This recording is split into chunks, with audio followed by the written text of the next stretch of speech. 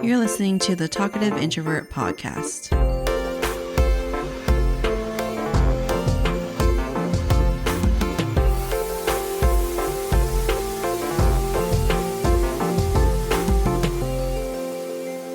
Hello, everyone. My name is Melissa, and I am your host of the Talkative Introvert Podcast. If you're new here, welcome. I hope you enjoy what you hear and stick around for more. If you're not new, then you might recognize his voice and probably recognize his name.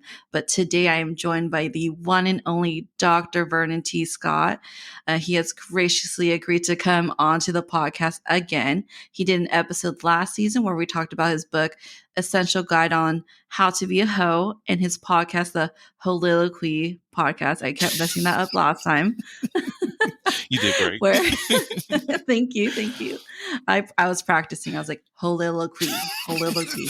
I'm screaming. Okay, it's hoe. Okay, hoe. Okay. So the Heauxliloquy Podcast, where he talks about all things sex positivity, sex education, all that good fun stuff. So make sure to check that out. So Dr. Scott, I think the last time you were on the podcast, you didn't have the doctor part, right? Yeah, well, it was in transition. Okay. Yeah, well, first off, Melissa, thank you so much for having me back on. You know, I love being in your presence. You make me smile. Like, you know, this millennial magic, we got to like do it for each other. I'll stick together. Right. Yeah, like I really do appreciate being back on the show. For those who are yet to know me and those who do know, just know that I'm like your favorite hoe. Like, oh my gosh. If you need a hoe friend, I will be your hoe friend for you, okay? If you need like random ass like stories about sexual expression and things that you should not do for yourself, I got you. I have all the tales. So do you want to kind of tell everyone, though, what you're a doctor of and what you're currently pursuing? Because I know you're doing a whole lot. Yeah, I'm always doing way too much for myself, but at the same time, I love that for me. So my doctor is in leadership and professional practice. It's a EDD, so educational doctorate. I am currently in school, earning my master's in marriage and family therapy. I plan on specializing in systemic sex therapy. So within the next couple years, I will be able to have that title of sex therapist. I actually start my clinical work in October of this year. So I'm excited about that. So in 1 month, I will be seeing my first clients. I'm a little bit nervous about it, but I'm also excited. And I'm trying to approach this like in, not necessarily how I was as a coach, but use the experience of coaching to bring me the confidence of seeing actual therapy clients. But on some level, I'm still shaken up because I'm like, oh my God. I actually have to deal with trauma. I cannot tell somebody, well, you know, I don't deal with those things. You have to go find somebody else for that. Let me find a therapist for you. Now it's just like, oh, I can be your therapist. Hello. That's exciting, though. It is. It really is. On top of that, I'm kind of working on a screenplay with a friend of mine. No way. Yeah, it's horror themed. And I'm not like a huge horror person, but so far, okay. Right. So far, I'm enjoying where we're going with it. Yeah, he likes gore, and I've been coming up with like a lot of gory scenes. One in particular involves a baby being fed to a crocodile, but you know, and yeah, so it's going to be an interesting thing. So I'm looking forward to seeing how that goes. Outside of that, I'm still doing the podcasting thing. So the Heauxliloquy Podcast is up and it's stuck. And I love that. We're going into season 3 soon. And I'll be taking a quick little break as well, just so I can manage my lively things in the process for this next year of interning. And then I'll be returning for season 4. So great things on the Yay. way. You got so much going on. That's Right, crazy. right. And that screenplay is just so random. It It's really like, is. Like we were inspired by a costume that he made for Dragon Con, and it was like this creepy clown face, and I was like, "Oh my gosh, it's giving enslaved person." I know that sounds insensitive, but if you saw the costume, you'd just be like, "Yeah." So yeah, it everything just developed from there. The mask was scary, the outfit, and it was just like, let's see what we could do with this. So yeah, it was completely random, and here we are. I'm for it. I love it.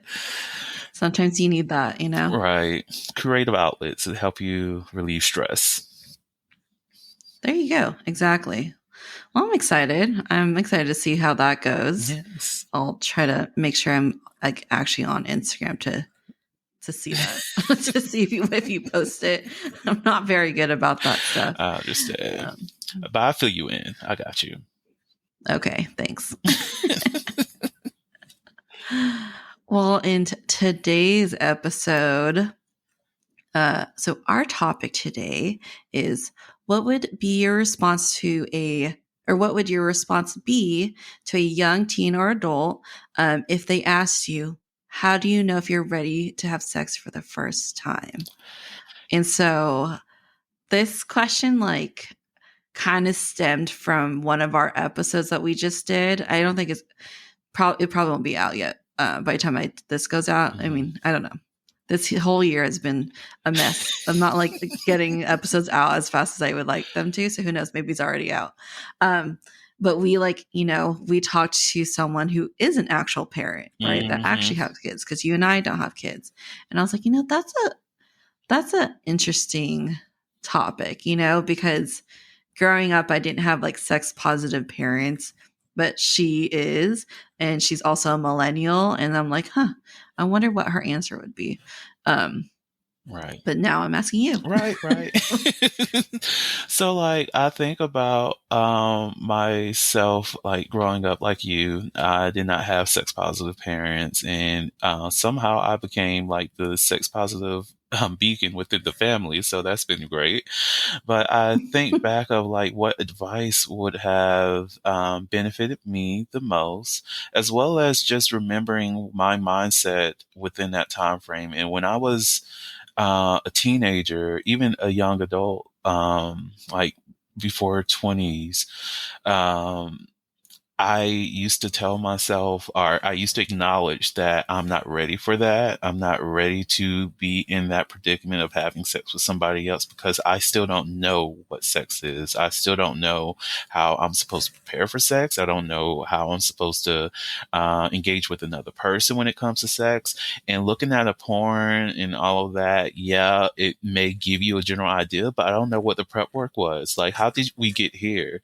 And even most definitely being on the queer spectrum, and I see like some gay porn, I'm just like, it doesn't seem to me that you can easily just put these two parts together. Like, I don't see how you're just automatically inserting yourself into this bottom's hole. Like, what is going on? Like I even when I was younger searched for virgin porn because I wanted to understand what that process looks like and what that may be like. And even in that category, it was more so a lot of people who are portraying themselves as virgins, but that barely legal image. Mm-hmm. So it was like, what the fuck is going on?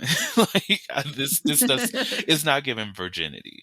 Um, Yeah. so like the advice I will give somebody, most definitely my younger version, is always practice patience and understand your level of comfort.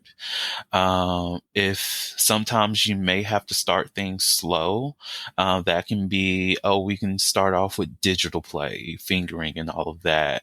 And if it comes to a point where you're no longer comfortable going forward, then stop it there. And you can always revisit with that person, and also engage with people who are more understanding and more relaxed, and not so focused on the penetration, and they're not so focused on, oh, I'm ready to fuck the shit out of you, all of that. No, wait for someone who's willing to be patient with you and go at your pace. You do not want to feel rushed into any sexual engagement. And also try not to rush yourself, because I know even when it came to me losing my virginity, I was like, you know what? Fuck it. I'm tired of waiting. I'm tired of trying to wait for the right person. I'm tired of waiting to be in a relationship for it. Like, for me, yes, it was my choice in the matter of how I delivered and pursued that experience. But I was also fortunate enough to find somebody who was really patient with me too, and was willing to take things slow. And that everybody is blessed to have that. So I will have to say, in my hastiness, I lucked up and found somebody who was willing to be patient, because I could have easily found somebody who would have been more on the, oh, your version, you'll be all right kind of thing. And it could have easily been a traumatizing experience because of that.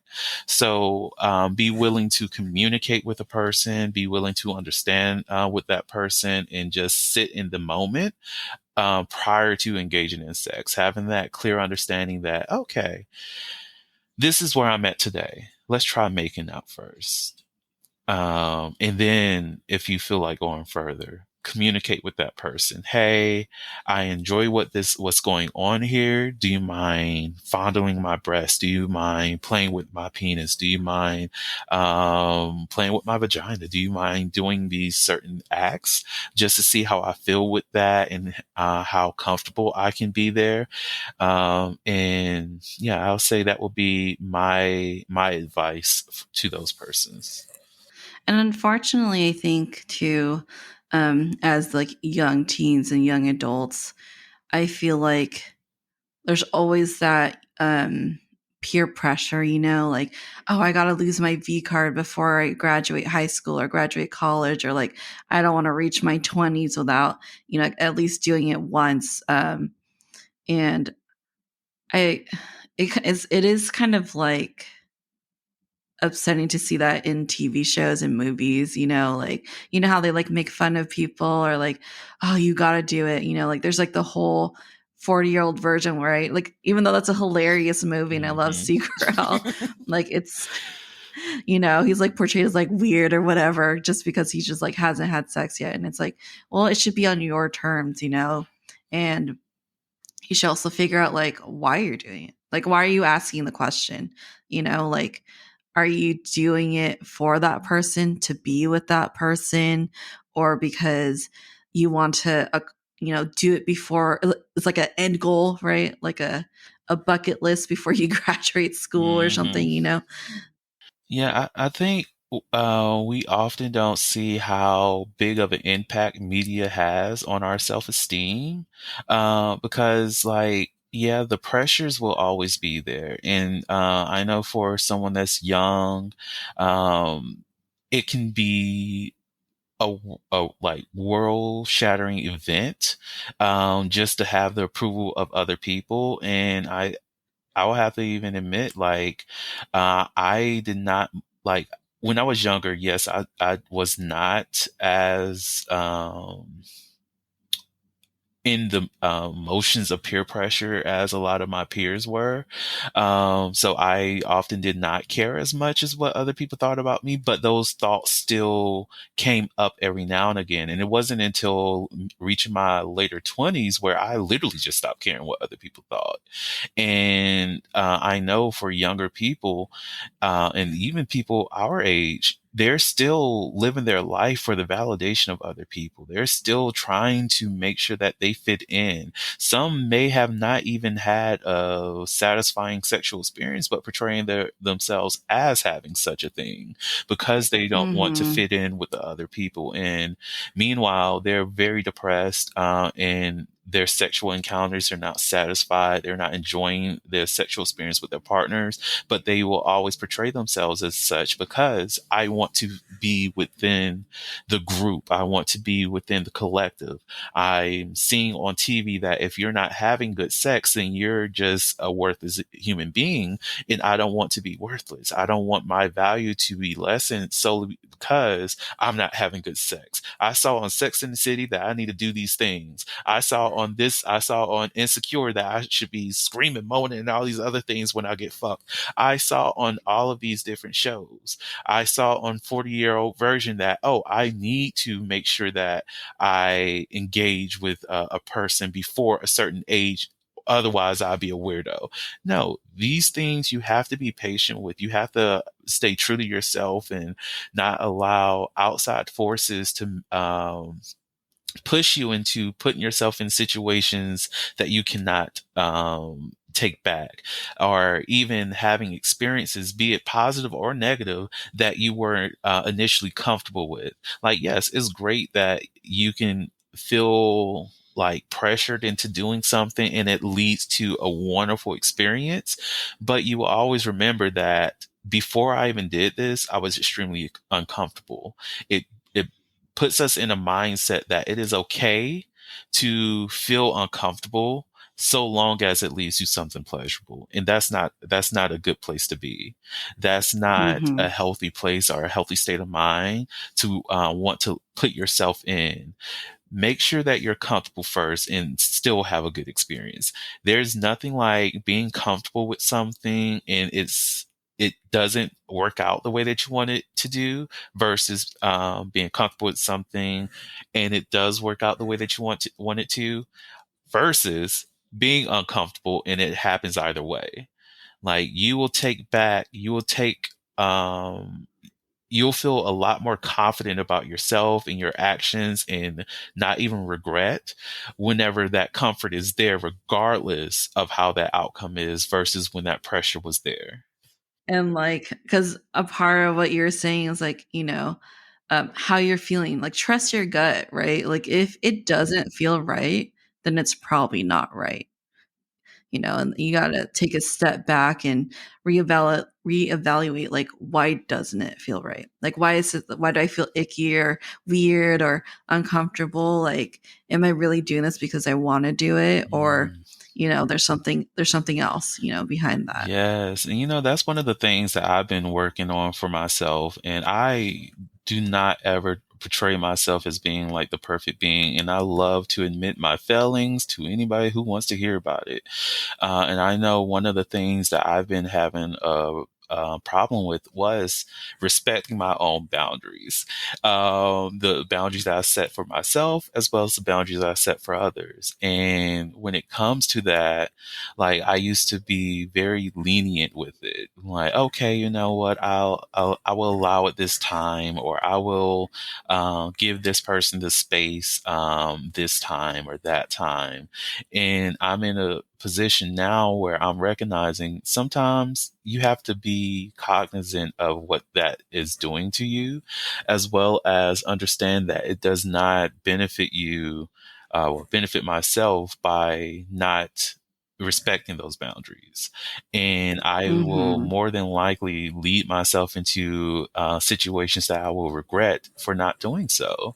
So we do have to have those real conversations with ourselves, most definitely when it comes to losing our virginities or building a sexual relationship with another person. Of, am I being true to the boundaries that I set for myself? Is this boundary something that I'm comfortable with having some flexibility with, or am I just allowing other things or outside forces to control my actions? Most definitely when it comes to horniness, I will forever say horniness is definitely a drug. So you Mm-hmm. have to understand, like, okay, I may be acting this way solely because I haven't had sex in 3 months. I really want to have a physical encounter with somebody and I just need it.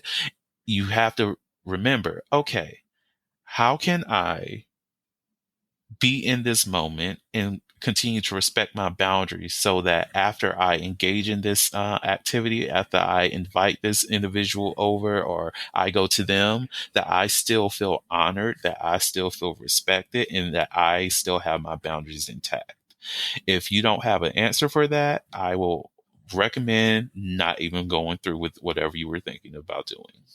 Exactly. And like in terms of relationships too, I think it's important to establish those boundaries pretty early on. Like I know there's people who've been in situations where they did it, like they had sex because they didn't want to lose the person. And if it requires you to have sex with that person in order to keep them, Mm, then it's probably not worth it, mm, because people are probably going to think, well, I give it to them this time, and then they'll stay, and then it'll be okay later on. Like they'll do better, or they'll get better, or they'll mature, or they'll do this and that. And let me tell you, from my experience, most people don't change. that part. At least and so if you don't respect your boundaries now, and they know they can just get it from you, then why would they change? Because they're getting what they want. Yeah, and that moves people into a coercive relationship, well, a coercive sexual relationship, because now they understand that, oh, in order for me to get this certain thing, which is the sex from this person, I might have to threaten to leave. I might have to remove myself, distance myself, make this person feel insecure about how we're engaging with each other, because they know the only thing that will really keep me here is the sex. And if you find yourself in a cycle like that, get out. It may be hard. It Hmm. may be very tough for you to do, but get the fuck out of that as soon as possible, immediately. Okay. Because it's not healthy for that individual, and, it's controlling. And that other person, this is a part of those boundary settings. They're not going to be happy about it. They're not going to appreciate it, but you have to do what is best for you. Coercive sex is not good sex. That is something that is guaranteed to build up resentment and regret within that relationship, and neither person deserves that. Most definitely the person who's the victim of it. Get out. Absolutely. Absolutely. Um, I did want to ask though. So I know we don't have kids, but just let's pretend we do. Would you say the same thing to your kids versus other people's kids? Like, if it's like a niece or nephew versus your own child? So, I'll start off with the other person's kids first. I'm a firm believer of not inserting myself into the parental role. If one of my nieces, nephews, and or whatever non-binary term we come up with in the future for that relationship, because I don't think there's one that exists right now. No. Right. I was going to come up with something that my I know. I was fleece. like, nays. There But I we was like, go. that sounds weird. Like whatever that term would be. But if they do come up to me and ask those questions, I'm going to ask them like, first, have you tried talking to your parent about it first? And I will let them know that, hey, I do provide a safe space for you to talk. And the only thing is you can tell me whatever you want, but I'm not going to give you the advice that you're looking for. Now, if you're comfortable with me Mm. asking your parent to have these conversations with you, I will do so. Most definitely with, my background, more than likely my family members just like, oh yeah, go ahead and do it. So I will do that at least for them. And because I don't want to insert myself in a position where the parent feels violated or that their child is hiding something from them. But even in those circumstances, I will even chat with that family member like, well, since you feel like they're hiding something from you, are you providing or creating a space safe for them to have these conversations? Because guess what? They're coming to me because they recognize that I'm a safe space for them. So what are you going to do? Because Yeah. if let's be real about the ownership of who should be having this conversation, and I don't mind doing it because I would love to do that because I am that safe space for them. But at the end of the day, they do come home to you. You're the one who is their parent. So let's talk about the space you're creating at home. In terms of like my child, I'm very comfortable with having that conversation with them. As I currently stand right now, I do believe that if my child were to tell me that they were looking to engage in sex, and they would like to do that with their partner, I'm open to providing that space at home, because I don't want my child to be out at parks just to experience having sex with somebody, or being out in public or in the car or anything like that. I'd rather them have a safe place to engage and explore themselves. Or if I am extremely uncomfortable with that, be willing to pay for a hotel room for them, make sure that they have food and all those other great things so that they can explore themselves and engage in that manner. Because like I said, I don't want them to feel as though they have to be out in public and potentially put themselves at risk for some kind of going to jail because of that. And that's also a conversation I will have with whoever their sexual partner is, and let them know, hey, if you're going to be in this space, I need to have a conversation with you as well as your parents so that they know exactly what's going on and if they're comfortable with this. Because what we're not going to do is be out here sneaking around behind parents' backs. Um, and I'm like, I love it for you all. If the parents do not agree and my child is still like, Dad, I want to really experience this, and I'll have to have that conversation, not under my roof.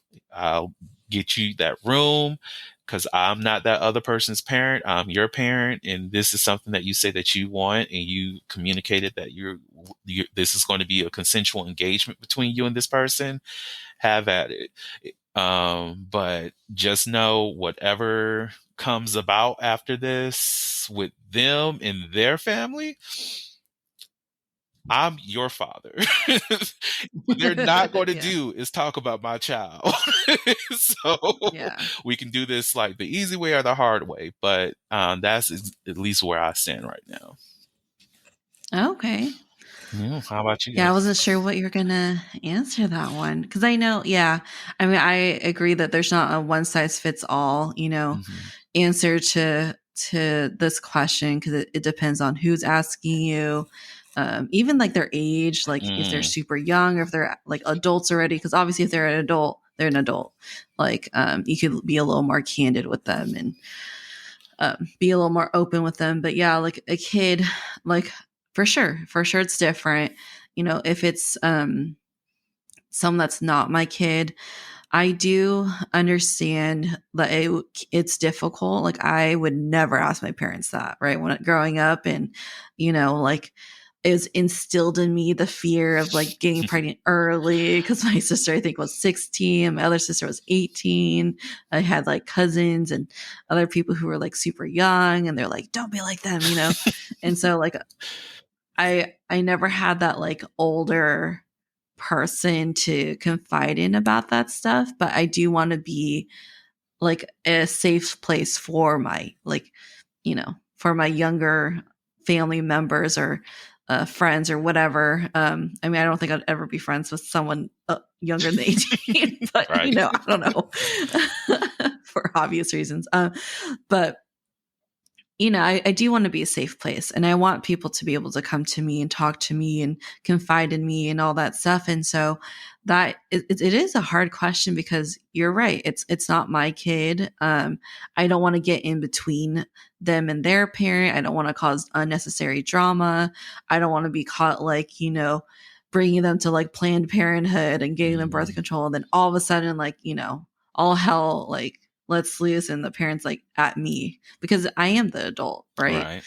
So I would probably just be there to listen and to answer questions. And like you said, I agree, like not give them advice, but just let them talk to me, let them, explain like why they think they want to do it or why they feel like they should do it. And, also talk to them like, have you talked to your parents about it? Like, have you thought about also, kind of like the repercussions too, like what if you got caught, or what if something happened out in public, or if you did get pregnant, or you did this, like there's all these other things you got to think about too, like not just like the lovey-dovey, like maybe it's your first love kind of thing. You got to think about the realistic stuff as well. And Yes. like I'm happy to hold their hand, if they want someone to be there to talk to their parents, but I'm not going to say anything, like I'm not going to like defend them. Like I'm just going to be there as like a support system, but not talk back, because that is their child. Hmm. I have no say in how to raise them because I'm not their parent. No. Because you've seen that on TV when people like talk back to the parents. Hmm. I was like, Nope. especially not in my culture. Right. Who the like? Oh, that took me back for a second. Triggered. No, but like those conversations are really, really, really tough. And I know, like, even for Mhm. the work that I do, because I'm a child advocate, so I have to be on the side of children quite often, and making sure that the adults in the room, or even that they feel protected and secure and all those other things. But like when we're engaging in these conversations and like talking about life-changing events, because I know there are some kids out there who really believe, oh, well, if I just end up getting pregnant, my parents will take care of the baby for me. They're taking care of me. And it's like, do you really think that do you really know what your parents are going through? And sometimes kids really do need to see that perspective of things, to Mhm. understand how much it really costs to have kids, most definitely in today's economy. Oh my God. Like, Good luck. right? Like childcare, how much it costs to feed, how much the additional mouth will be, most definitely in the early years. And if there hasn't been a baby born in the family within like the last 3 or so years, how you will have to find clothes, even putting on a baby shower. Because look, if you're going to put on a baby shower, people are going to require food and all these other things, games these days. And then, of course, you will get some gifts for the baby. But at the end of the day, you already had to spend money just so you can put the thing on. And I get other people will like put in the money for you to have those things, but you're not going to have enough. You're still going to need more diapers. You're still going to need more clothes. You're still going to need all these other things. And by this time, like I mentioned, if there hasn't been a kid born in the family within the last 3 years, you're not going to have hand-me-downs. So Mhm. you're going to really be out here struggling to provide for this child. And to think child support will be something that's going to come up, probably not. Most definitely if both parents are teenagers. Like, yeah, this Mhm. person can go off and get a job and all of that, but they're not responsible enough to have to be paying for the kid. Their parents are not going to want to pay for the kid because, one, we didn't tell your little badass to go out here and start having sex. So it's our grandbaby. We'll make sure the baby doesn't starve, but that's about it. Like, Mhm. it's so many things that go into it that many kids do not think about, because there's like a fantasy around what that life is, because kids can only see from their perspective. Like, even if they may have had not the most promising of upbringings, that mirage is still there. It can still be present that, oh, well, I'm surviving. I'm okay. I've gone through this, and my child will be okay too because I'm okay. No, you're not Mhm. okay. You're struggling and you just don't see it. Yeah.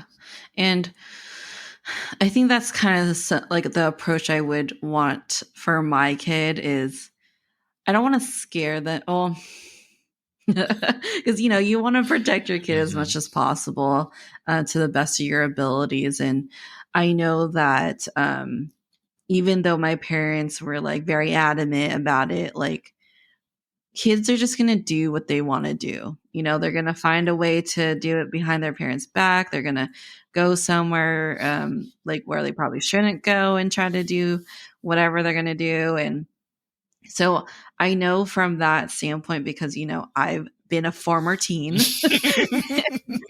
I've met other teenagers and I've heard their wild stories before. Like, if there's a will, there's a way. And so for me, I would at least try to like educate my kids. Like, I understand. Like for me, I would love for you to wait to be an adult when you're more mature and can handle these kinds of situations a little better with a little more clarity. But I know that you're going to end up doing whatever you want to do at the end, you know, and find ways to do it. So if you're going to at least know these, like, these possibilities, you know, pregnancy, STIs, STDs, even like the law, right? Like if you're 15, that person's 19, depending where you live, like what state you live in, whatever, that's considered rape, you know, and that person, they could be young and dumb. Cause you know, when I was 19, even though I'm an adult at 19, I was still stupid. Like I still wasn't acting like a real adult. And they might not know, and then now their lives are forever changed and could possibly be ruined, you know, ruin their chances for building a career, or even like just living in a certain place. Like you gotta, you know, register the, what's it called, Megan's Law, and all that stuff. And so it's not just you, but like the other person that you're impacting too. So, you know, with these things, just think about like, do you still want to go through with it? I don't know if I'd buy them a hotel room. I'd be like, I gotta figure out how to get money. But yeah, it's difficult. Like I want to give them the right amount of knowledge without sounding like an overbearing, like, you know, sex is evil and, you know, that kind of stuff. But just let them know that this could be a possibility if you decide to do it. And here's some ways to prevent that. Right. And I also have to say, like, most definitely with like young adults and teenagers, all that, you really will have to have this conversation in multiple different ways on multiple different occasions. Like it has to be an ongoing conversation for a person to really understand, because I remember many a days I would go to school, come home, and I have absolutely no idea what I learned that day. But by the time the weekend got here, I would have known, oh, wait, in chemistry, we learn about stoichiometry and all these other things because we spent the entire week going over stoichiometry. So it's like you need to have ongoing conversations with people, most definitely young adults, because, like, yeah, early on in life, kids are like a sponge. They really do learn quickly, but that stops around 5.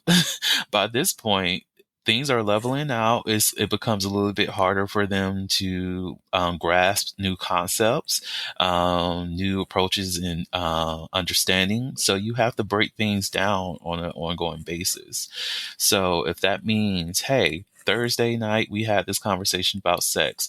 Friday morning, you might need to have a follow-up conversation. Like, hey, I just want to check in, see how you're doing from the conversation we had last night.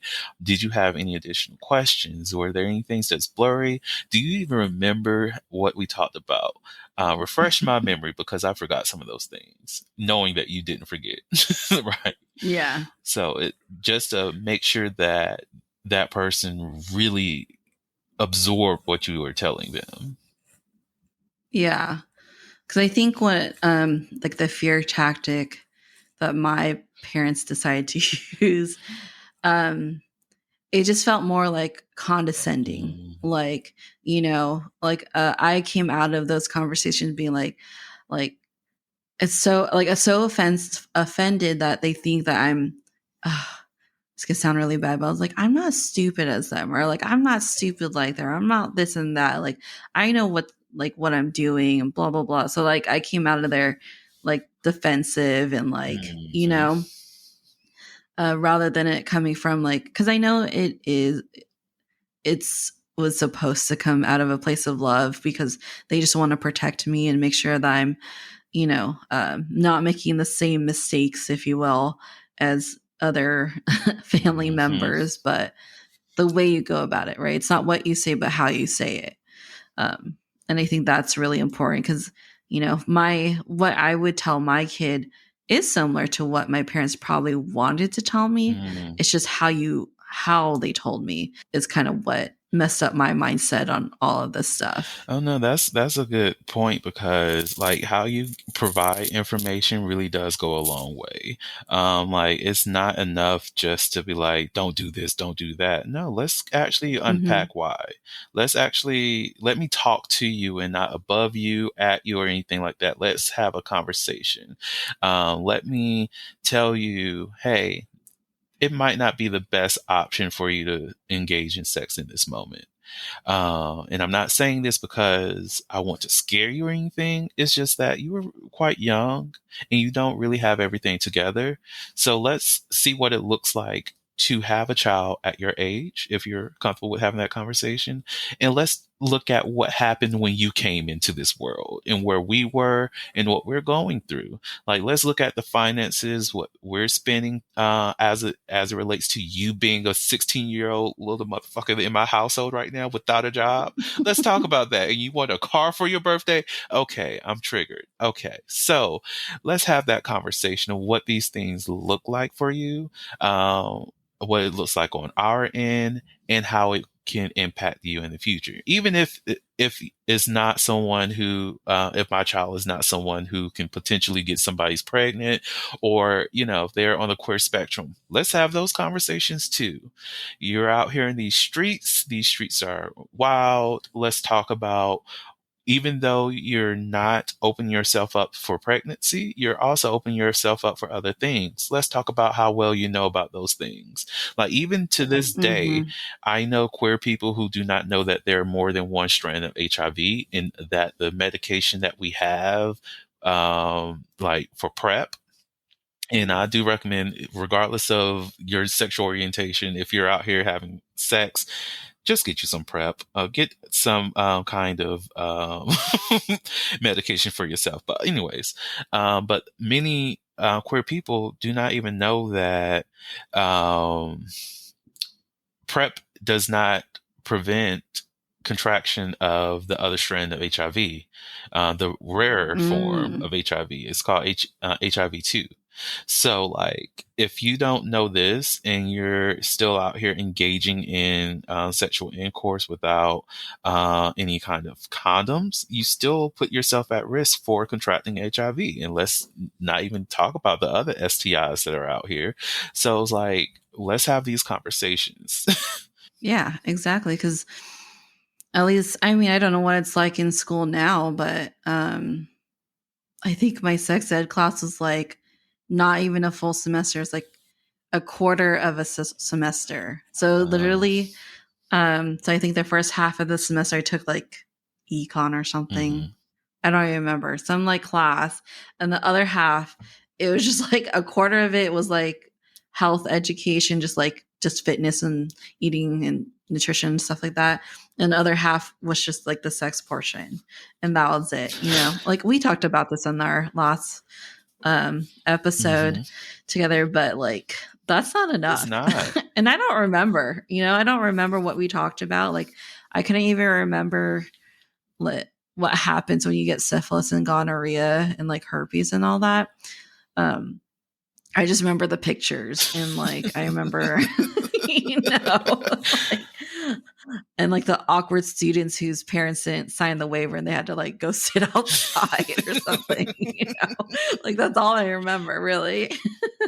Right. Like, pretty much the same. Like, even being someone who's been in sex ed for as long as I've been in, even researching and all that, I still have to update myself on things because the information changes quite often. Like, it's diseases. Hmm. Diseases evolve, they change the way that they operate.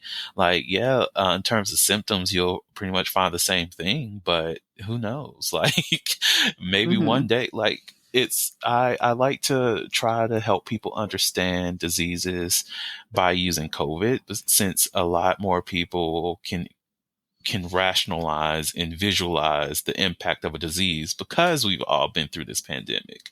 And they Mm-hmm. recognize, oh, look, it does change. It changed. We had OG COVID and Mm-hmm. now we're at Omicron Persei 8 because I'm a Futurama fan and I just had to do Yeah. it. That's exactly what I thought when they said said on the news. Right. So I'm I like, was like, are we in Futurama we right now? have to be like with all of this going on, like people with when I conceptualize that way, they're like, oh, so herpes has more than one version. Yes. It evolves whenever we are engaging in a lot more unprotected sexual encounters.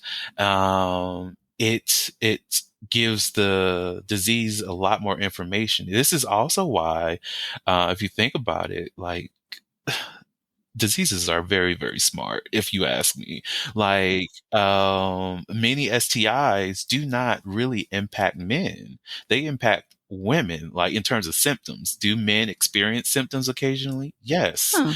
But a Okay. lot of men go asymptomatic while having multiple diseases, most definitely if it's gonorrhea or chlamydia. Like, yeah, we're taught, oh, the burning pee, if you don't feel that, then you don't have the disease. No, you can be an active carrier of either of those and not know it, and you're transferring it to other people because the disease knows you're my mode of transmission.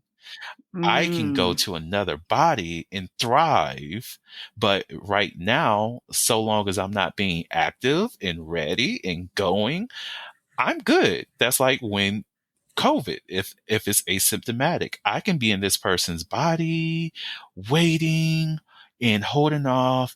And then once I find a more suitable host, I can go wild. Right. So Mm-hmm. that's how many STIs work. Some people don't even know that if you are infected with like chlamydia or gonorrhea, that makes you more susceptible of contracting HIV. Like, so if you're not getting yourself checked for the other things, and you're only getting yourself checked for HIV, yeah, you can have your negative results for HIV, but that chlamydia, once it gets to kicking and you engage with somebody who may have HIV or have not been tested for some time, or if it just hasn't really kicked into their system yet, you put yourself at risk of, oh, look, it decided to want to have a party in my body and it's partying. So now you're over here impacted because what you're not testing properly. So it's a lot to sexual health. I know. There's just so.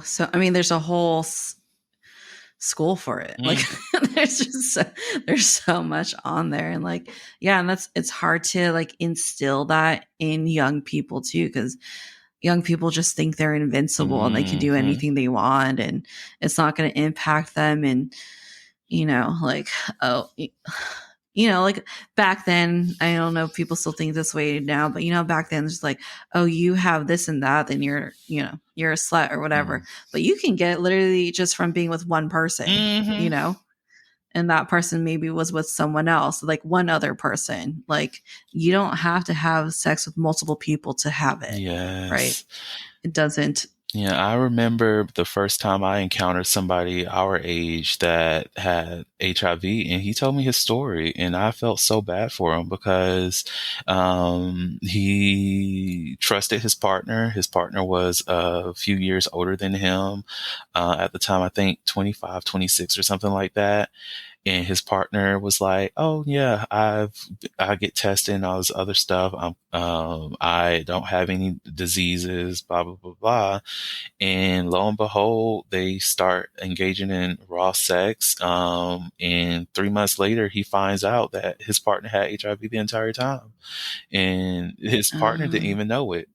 His partner was just like, yeah, "Well, it's I got rough. sick a couple months ago, but it wasn't because of anything like that."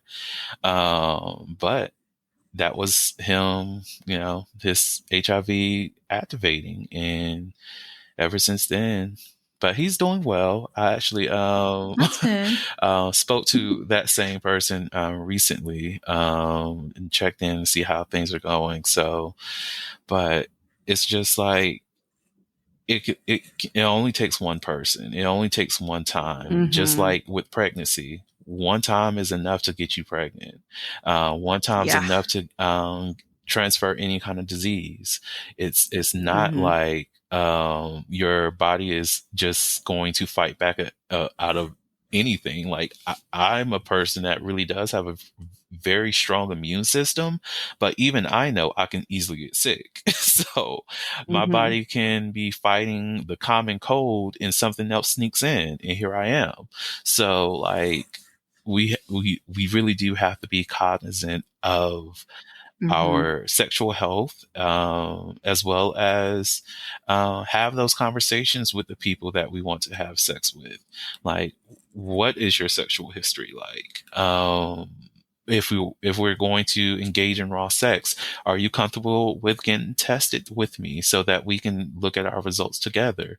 If the answer is no, then you might weigh your options. This is a time to bring up those boundaries. Is this against my boundaries, or is it is it within the parameters of what I'm willing to accept? And if it is, great for you. If it's not, also great for you. Exactly. Yeah. So, all in all, to say is like, you know, figure out why you're doing it. Why do you want to do it? Is it for yourself? Is it for the other person? Is it to for society or your peers to be viewed a certain way? And then also think about the consequences. Think about the long term effects. What could happen?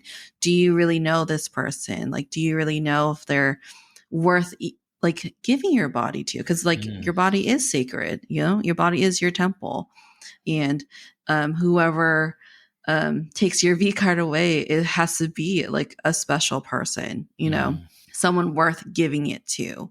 At least in my No, in I my eyes, agree. I I agree. know everyone thinks differently. Yeah.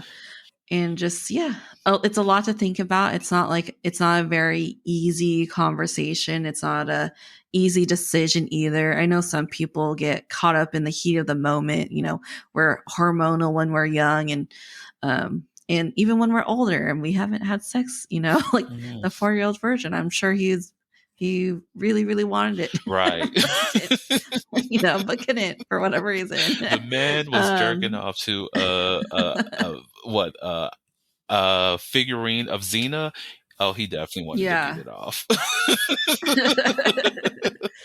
So, Oh God, I need to uh, rewatch that movie now. yeah, me too. I vaguely remember, like, isn't he like some huge nerd that has like a bunch of like figurines or something? Hmm. And I'm like, that wouldn't turn me Not at off. all. I would have just been like, Like, "Hey, babe, how you doing? What's up? Like, you're cute." yeah, and this means you have money. This means you have. Chile. I'm just kidding, but anyways. So I know we're near the hour mark, but I want to give you a chance to, say any more last words on this topic and to also plug all your stuff. Where can people find you? Where can they find the book, the podcast, all that good stuff? Gotcha. So, my last message for you all when it comes to losing your virginity or just engaging in sex with any person, make sure that you're comfortable, respect your boundaries, have the sexual health conversations, be willing to respect yourself in any manner that's possible. Like Melissa said, your body is sacred, it is your temple, and however you respect it and maintain it, that is your choice and decision how you do so. But just make sure that it is in a way that you're most comfortable with. If that does mean that you're going to be out here in these streets hoeing like me, then make sure that you're doing the things that you need to do to maintain that and love yourself and love on yourself and feel comfortable in all the actions that you do, and make sure that the your next decision is also your best decision for yourself, and that, you feel whole at the end of whatever sexual encounters that you do make. In terms of where you all can follow me, you can follow me on Instagram at Your Fave Host. That's spelled UrFavHeauxst. I also changed my TikTok to that as well. If you're looking for some regular content about mental health or just the random things that I'm doing throughout the day, you'll find it on my IG. For the Heauxliloquy Podcast, you can find that on your whatever podcasting app you're listening to this podcast on. Just pull me up. I'm probably on there. So, Heauxliloquy. In terms of the book, you can find that on Amazon, The Essential Guide on How to Be a Hoe. Hoe spelled Hoe. Pull that up. It's $9.99. There's also a Kindle version, which is, I believe, $3.99. I forget how much that one is. And then lastly, you can also find me at slatersplayhouse.com. And if any person who may listen to this and they're in Georgia and they're looking for a therapist, you can also find me there. I will be practicing come October of 2023. So just look me up. I plan on having my theme for Psychology Today up as soon as I start actually seeing clients. Cannot post that beforehand. So look me up. Awesome. Well, thank you. Thank you for being on the show again. I definitely will reach out to you again for season 5 whenever that happens. If, maybe in 2 years, I don't know. We'll see. We'll see when I end this one. But definitely we'll reach out again. I love these conversations. You're always a delight to talk to, and it's always fun. And I look forward to our episode coming out for November. Yes. Yes. So y'all better listen to that as well, because that was a wonderful conversation. Both episodes. Oh my God. Yeah, I loved it. I loved I forgot her name. I'm really bad with names. Nene. I should remember that. Yeah, she's awesome. I love talking to her, and she's very smart, very well spoken about, well thought out opinions and conversations. So yeah, definitely check that out. And I also, any episode on the Heauxliloquy podcast that I'm on is also on my website. So you guys can check that out there too. There's a link to those episodes as well. So, all right. Well, thanks again. And congrats on the therapy. And I hope your first client is a dream, but Therapy. We'll see how that goes. They're there for a reason. So. Right.